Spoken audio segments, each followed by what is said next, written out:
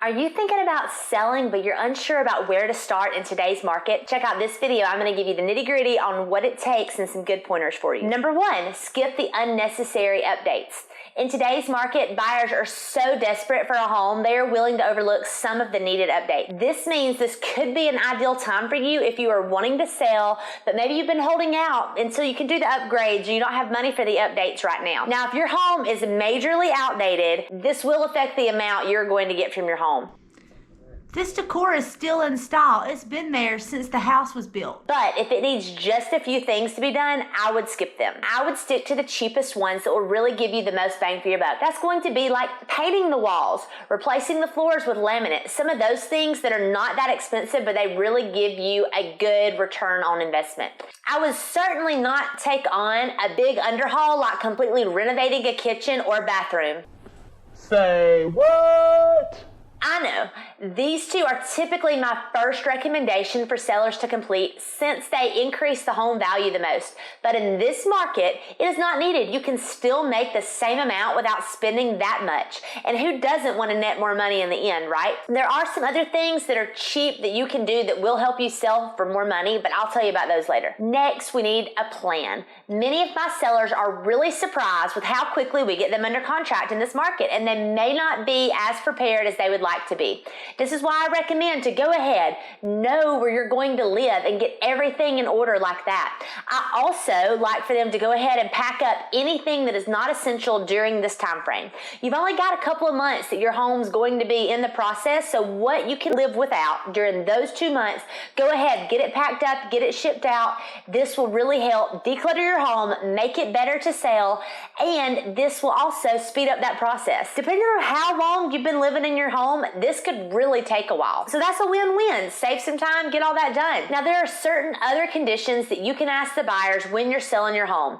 You can ask for time after closing to get all of your ducks in a row if you need this, but this definitely needs to be negotiated initially instead of in the middle of the progress. Next, we've got to price our home correctly. So it's really easy to overprice your home in this market, but what if I actually told you that could do the opposite?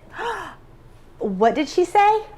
If you price your home too high, that will actually significantly lower the amount of traffic you are getting, and that will directly influence the amount of offers you get. So if you come in and you price it just right, you can start that bidding war, and then that is what will see the price shoot up where you want it, because people are going to get into that frenzy. The bidding war is like a shark-infested water. They're just going after it because they're like, ooh, hey, he wants it, so this must be right, so I'm going to go all in too. So when they know that, they're willing to do anything. They're willing to offer above asking, waive inspections and contingencies, even offering up their firstborn.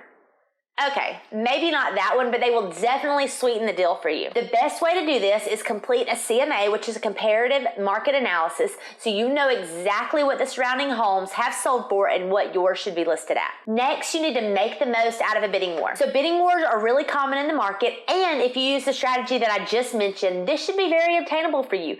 I have 3 tips that are going to help you make the most out of it. Number 1, look at all the terms when picking the best offer. Just because an offer is higher does not mean you will walk away with the most money. For example, on one of my listings, they got into a bidding war on it, and we had tons of offers. The 2 highest was one for $245 and one for $225.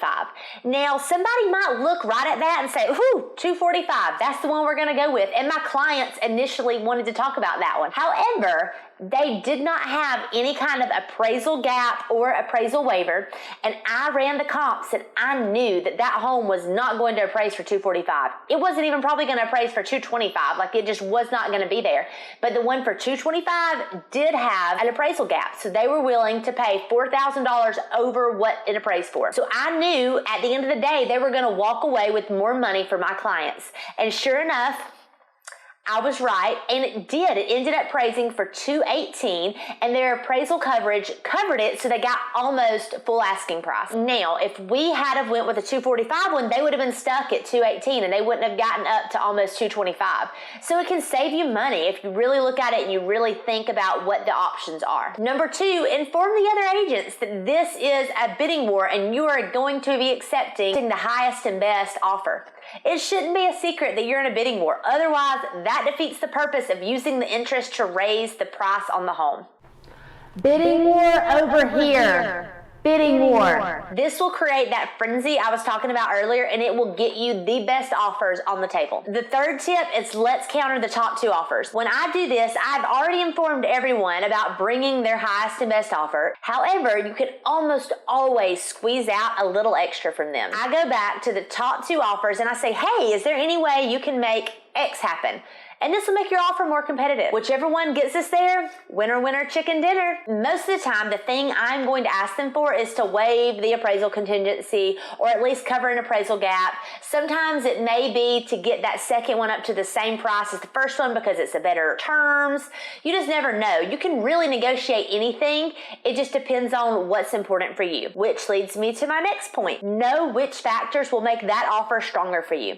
Now, this can differ really depending on what is important to you, but I'm going to go over the biggest factors that affect most of my clients. Number 1 is obviously the net price. Net price. Just because they offer $250,000 and that's more than anyone else, you still need to look at everything else. So are they asking for closing costs? Are they asking a home warranty? Termite bonds? Anything like that will cost you money as the seller, and that's going to take away from that money that you are walking away with. These things can add up and really make a difference. Number 2, let's look at the financing options. Obviously, cash is the best. Like, we know that. Cash doesn't require an appraisal. It can be closed the fastest in as quick as 2 weeks. But conventional is a really close second. Conventional appraisals are just not as strict as the other types of loan, and they can still close pretty fast. The others are kind of a toss-up. I've seen a lot of VA appraisals come in really low in this market. I don't know what it is, but they always just seem to come in low, and then that leaves people scrambling. FHA and USDA are kind of the same, but USDA can take longer, but those are kind of all about the same when you're looking at them. Next, are they willing to waive any contingencies? So most home buyers, they get a due diligence period. This is their time to check for any issues that could be going on. Sometimes they will waive this. If they waive this, this will save you a lot of money in the long run because you know you don't have to spend any money on repairs, and they're not going to just back out right after they close the deal. During that due diligence period, they can back out for any reason in the state of Georgia. So keep that in mind when you're looking at it, because that could really add up. Also, do they want to waive the appraisal contingency? This can save you major money, especially if it doesn't appraise in the end. But we're going to go over that in just a second. But this does go hand in hand with my next tip.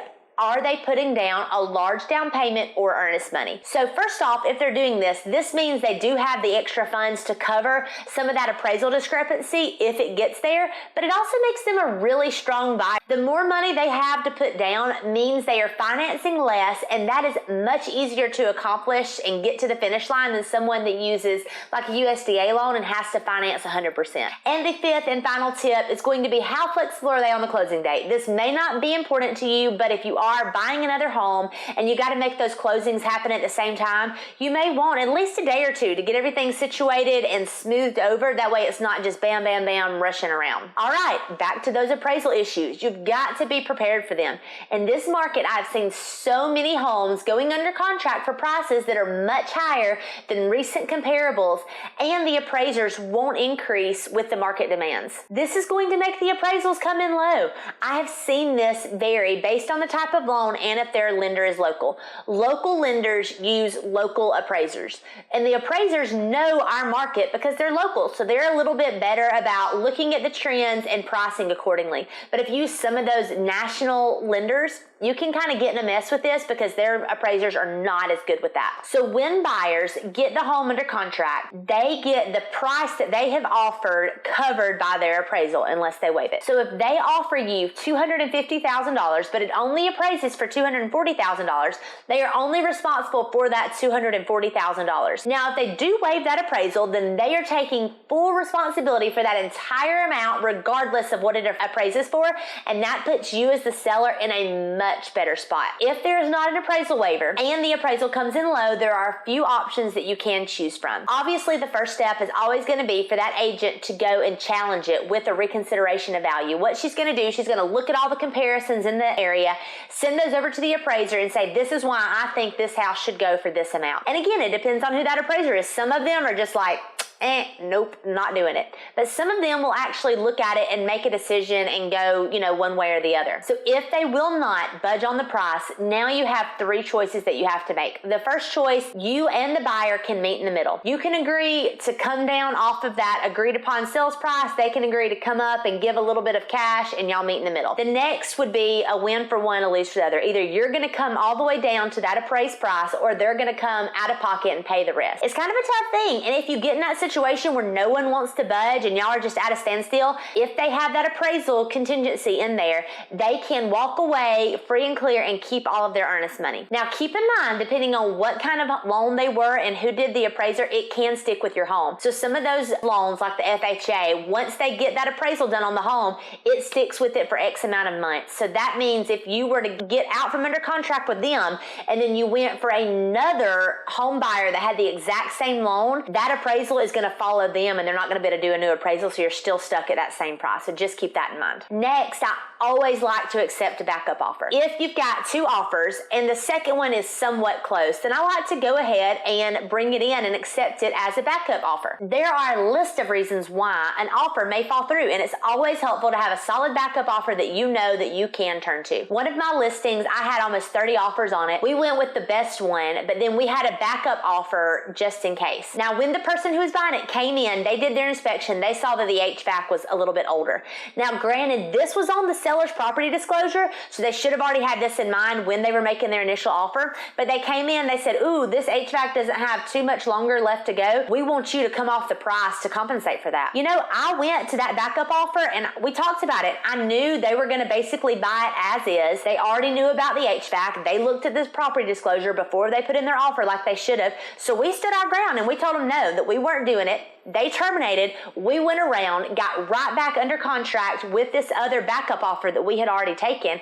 And there you go. We didn't lose any time. It got to go right on through the process and it was a win-win for everyone. So it's always smart to have a backup just in case, because you never know. That also gives you as the sellers a peace of mind knowing, hey, somebody else is ready to go and we can really dig our feet in and not give away those extra couple of $1,000s, just to kind of let you know where you are as far as the headspace. You also want to educate yourselves. So some people don't like to play games with such large investments, so they hire an expert to handle all the ins and outs for them. A real estate agent lives and breathes this kind of thing, so they're naturally going to be able to give you excellent advice, get you the most money, things like that. However, this is just not the route for everyone, and some people want to DIY it themselves. Whatever decision you make, selling your home is the most important financial decision of your life, so really give it some thought. I would recommend you at least learn all you can about the process so you are prepared, and heck, my channel's a great place to start with some great resources. So subscribe right now so you can get ahead and keep up with all of these videos that I have educating you on the process. And while you're at it, check out this other great video. It's going to be some cheap renovations that will help you get your home ready. As always, I'm your unicorn real estate agent, turning your home dreams into reality.